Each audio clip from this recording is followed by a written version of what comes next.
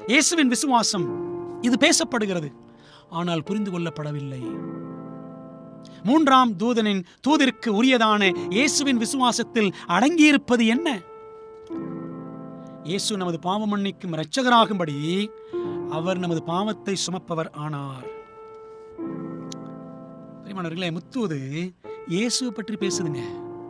இயேசுவின் விசுவாசத்தை பற்றி பேசுகிறது. அதில் என்ன அடங்கி இருக்கிறது?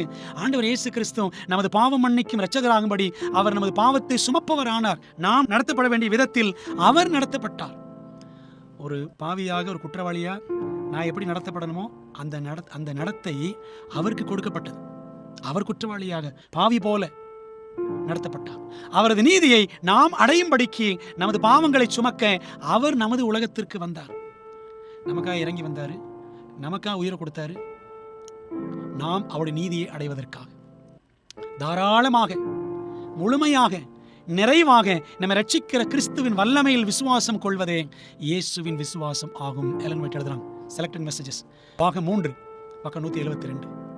எப்படி கிறிஸ்துவானவர் முழுக்க முழுக்க பிதாவையே சார்ந்திருந்தார். அதாங்க இயேசுவின் விசுவாசம். நாம் முழுக்க முழுக்க இயேசுவையே சார்ந்திருக்கணும். இயேசு பிதாவை சார்ந்திருந்தார்.